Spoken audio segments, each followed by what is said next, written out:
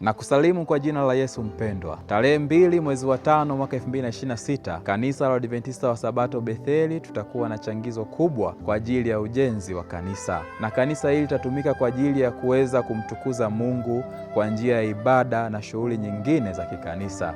Ninakualika mpendwa, ewe mshiriki na ambaye sio mshiriki, jisikie amani, jisikie huru kuja kushiriki pamoja na watakatifu wenzako katika kumjengea Mungu nyumba yake. Kule Shushani Ngomeni, Nehemia alipopewa habari ya kwamba ukuta wa Yerusalemu umedondoka, alikusanya watu, akatoka na akaenda akausimamisha.